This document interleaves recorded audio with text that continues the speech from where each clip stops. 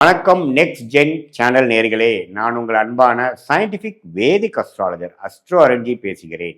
நல்லது நினைப்போம், நல்லதே நடக்கும். இந்த வீடியோவில் நம்ம என்ன பார்க்க போறோம்னா, ரிஷபராசிக்காரர்களுக்கு ஜூலை 2026 எத்தகைய ஒரு மாதமாக, பலாபலன்கள் நிறைந்த ஒரு மாதமாக இருக்க போகுதுங்கிறத சயின்டிபிக் வேதிக் அஸ்ட்ராலஜி முறையில் எந்த விஷயத்தையும் மிகைப்படுத்தாமல், பரிகாரங்கள் அது மாதிரி விஷயத்துக்கெல்லாம் போகாமல், எது மாற இடத்தில் ராசிக்கு எது மாற டிகிரியில் எந்த கிரகம் இருந்தால் எது மாற ஒரு பொது பலன், பொது தாக்குதல், இந்த ஒளி தத்துவ பிரகாரம் எந்த மாற ஒரு தாக்கம் ரிஷபராசிக்காரருக்கு கொடுக்கும். ஃபார் எக்ஸாம்பிள் பாருங்க, ஆண்டு கிரகம் என்று சொல்லப்படுகிற சனி 11ஆம் இடத்துல நீடித்திருக்கிறார். குரு 3ஆம் இடத்துக்கு வந்து விட்டார். ராகு 10ஆம் இடத்துல இருக்கிறார். கேது 4ஆம் இடத்துல இருக்கார். இந்த ஆண்டு கிரகத்தின் சஞ்சாரம் எந்த தாக்குதலை, எது மாதிரி ஒரு அமைப்பை, எது மாதிரி ஒரு தாக்கத்தை ரிஷபராசிக்காரர் கொடுக்குதுன்னா, இதுவரை குருவால் பார்க்கப்பட்ட ராகு இப்ப குருவால் பார்க்கப்படாத ராகுவாக 10ஆம் இடத்துல நீடித்திருக்கிறார் ரிஷபராசிக்கு. ஸோ வேலையில நம்ம கொஞ்சம் பிரச்சனைகள் வரும். இதுவரை கொஞ்சம் ஸ்மூத்தா போயிட்டு இருந்ததெல்லாம் கொஞ்சம் களைச்சுட்ட மாதிரி இருக்கும். தொழிலில் கொஞ்சம் அதிகமான ஒரு ரீஆர்கனைசேஷன், கொஞ்சம் மாற்றி அமைக்கிறதுலாம் கொஞ்சம் செய்ய வேண்டியதாக இருக்கும். இடம், வீடு, வண்டி, வாகனத்தில் கொஞ்சம் கேர்ஃபுல்லாக பார்க்க வேண்டியதாக இருக்கும். சர்வீஸ் பண்ண வேண்டியதாக இருக்கலாம், அப்கிரேட் பண்ண வேண்டியதாக இருக்கலாம். தாயாரின் உடல் நலம் கொஞ்சம் பார்க்க வேண்டியதாக இருக்கும். இது மாதிரி ஒரு பொது பலன்கள் கொடுக்கக்கூடிய அமைப்பு இந்த ராகு கேது 10 நாளில் எந்த ஒரு சுப பார்வையும் இல்லாமல் இருக்கிறதுனால இருக்கு. அதே மாதிரி சனி 11ஆம் இடத்துல இருக்கக்கூடிய சனி இப்போ குருவால் பார்க்கப்படுவது அருமை.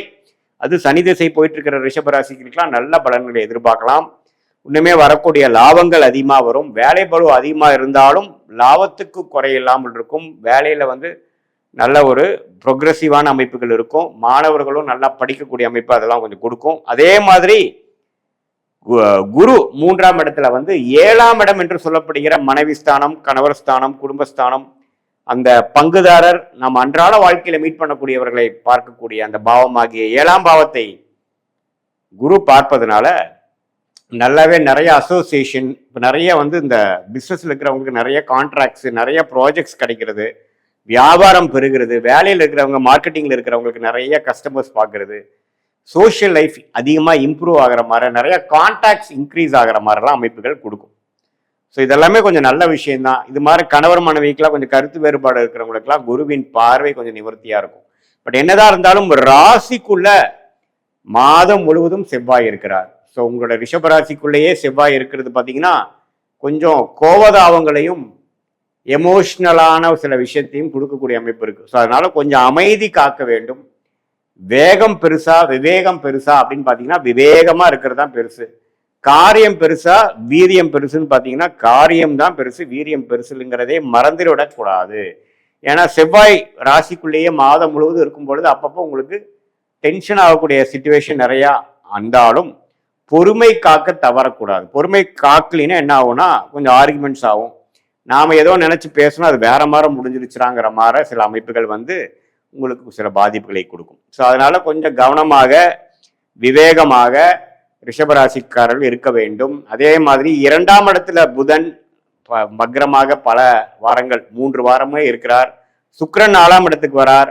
ராசி அதிபதியே 4ஆம் இடத்துக்கு 2வது வாரத்திலிருந்து வருவது அருமையான விஷயம். ஸோ கண்டிப்பா வேலை, தொழில், அம்மா விஷயங்கள் எல்லாம் முன்னேற்றங்கள் உண்டு. தாயார் மூலமா வரக்கூடிய சொத்து, இடம் வாங்குறது, வீடு கட்டுறது, வீடு கட்டி புண்ணியாச்சனை பண்றது, இது மாதிரிலாம் நல்ல அமைப்பை கொடுக்கக்கூடிய ஒரு புது வீட்டில் போய் நம்ம குடியேறுறதுங்கிறதெல்லாம் ரிஷபராசிக்காரர்களுக்கு நல்ல அமைப்பை கொடுக்கக்கூடிய ஒரு மாதமாக இந்த ஜூலை 2026 கண்டிப்பாக கொடுக்குது. அதே சமயத்தில் சூரியன் பாருங்க 3ஆம் இடத்துக்கு வரார் 2ஆம் இடத்துல இருந்து, அதுவும் நல்ல மாற்றத்தை கொடுக்கக்கூடிய அமைப்புகள் உண்டு. ஸோ ஏதோ ஒரு இடம் வாங்கினதை விற்கிற மாதிரி அமைப்பு, அது மூலமா காசு தீட்டி சில பிரச்சனைகளை சால்வ் பண்ணிக்கிறது, பிஸ்னஸை வளர்க்குறது, அதே மாதிரி பிஸ்னஸ் வேலையில சில சீர்திருத்தங்களை செய்ய வேண்டிய அமைப்பு, சில பிஸ்னஸை விடுறது, சிலதை இன்க்ரீஸ் பண்றது, சில ப்ராடக்ட்ஸை விடுறது, சில ப்ராடக்ட்ஸை இன்க்ரீஸ் பண்றது, அது மாதிரி விஷயங்கள். மல்டிபிள் பிஸ்னஸ் பண்றவங்களுக்குலாம் பார்த்தீங்கன்னா ஏதோ ஒரு பிஸ்னஸ் நல்லா வர பிஸ்னஸ் மட்டும் கான்சென்ட்ரேட் பண்ணி வராத பிஸ்னஸை கொஞ்சம் குறைக்கிறது, அது மாதிரி பல விஷயங்களை கொடுக்கக்கூடிய அமைப்புகள், நீங்க முடிவெடுக்க வேண்டிய அமைப்புகள்லாம் வருது.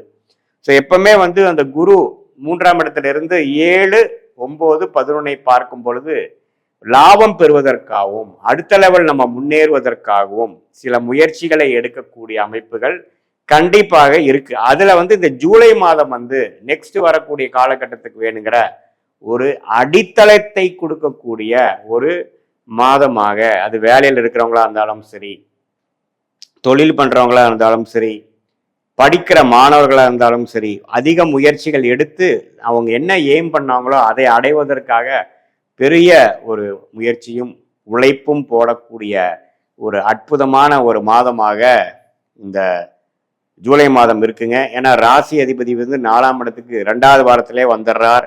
3ஆம் இடம் அதிகமான குரு புதன் அப்படிங்கிற மாதிரி ஒரு அமைப்புகள்லாம் வந்து சேர்ந்து ஒரு சுபத்துவமா இருக்கும் பொழுது நல்ல ஒரு அமைப்பு இருக்கு. முயற்சிகள் அதிகமாக இருக்கும்.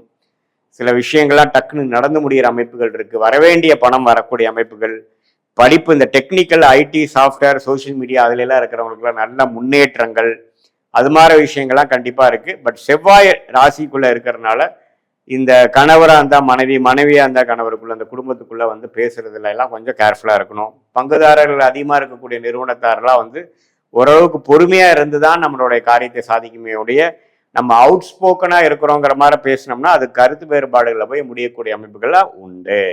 மற்றபடி சனி 11ஆம் இடத்தில் நீடித்திருக்கிறது. அதிக லாபத்தை கொடுக்கக்கூடிய அமைப்பு, லைஃப் ஸ்மூத்தாக போகக்கூடிய அமைப்பு, பாசிட்டிவாக போகக்கூடிய அமைப்பு எல்லாம் வந்து ஒன்றுமே மெயின்டைன் ஆகக்கூடிய அமைப்புகளாக இருக்கிறது.